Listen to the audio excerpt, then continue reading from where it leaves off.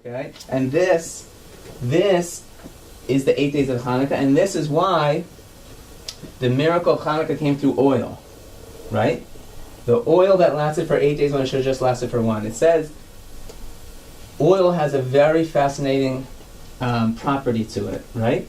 Oil, no matter what liquid you mix it with, always rises to the top, right? It represents transcendent energy. It represents God's wisdom. In Kabbalah, oil is connected to the first divine sphere, the first night of Hanukkah, of Chokhmah, godly wisdom, right?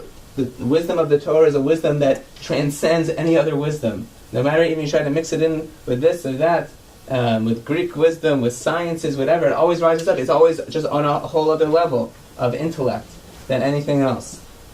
Right? So, right, it represents that transcendent energy. It's just above the world. Right? The oil is above the world. But nonetheless, we see a fascinating property of oil is, right, when you, Seth can tell us, when you cook with oil, what happens? I know you're a big culinary guy. The oil makes stuff crispy.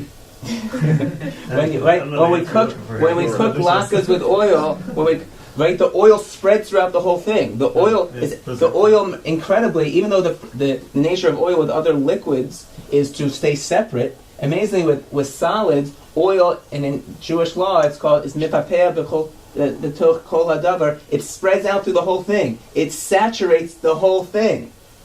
Right? The oil saturates everything.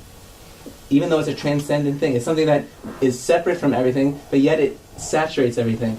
And that's right, this is exactly what we're talking about. This is the energy of Hanukkah. This is the third highest transcendent energy, right? It's so transcendent. It's literally the essence of God, which is totally unknowable. You could only praise it. You could only be like, oh my gosh, thank God. How could I possibly describe it?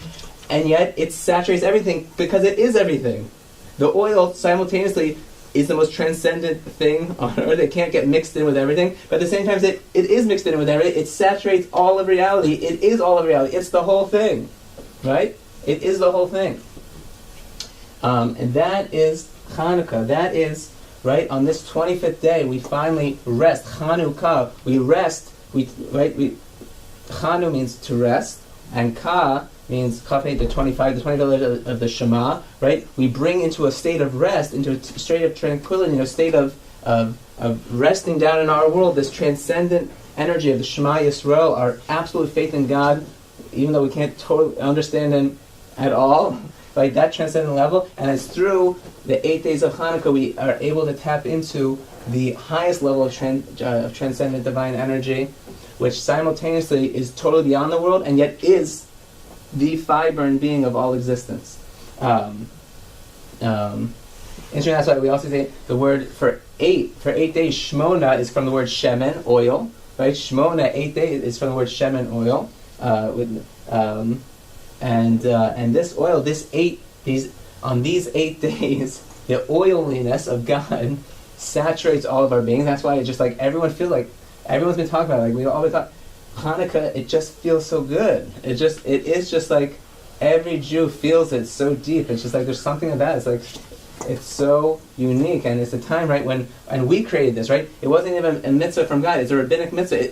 Who brought down this divine energy? God didn't do it. The Maccabees did it. A bunch of Jews stood up for Judaism and stood up for what was good and godly and stood up for our religion, and they're the ones who tapped into this third level of transcendent energy and made it that for the rest of Jewish history, on these 8 days, every Jew would be able to do it. Human beings did that. Only a human being. God couldn't even make it happen Himself. God left it to us. God leaves it to us to bring such a transcendent level. Right? God brings the transcendent level of Shabbat every week into the world, and of the holidays, and He wants us to keep Shabbat in order to actually make it truly manifest in the world. But the highest levels of transcendent, of the eighth level, it's on us. It's totally on us. We have to do it totally on our own, and then God will just open up the warehouse and reveal that everything is Einod Milvado. There's nothing but Him. Everything is just, we are all just oily, godly things. Our entire being is saturated with the oneness of God.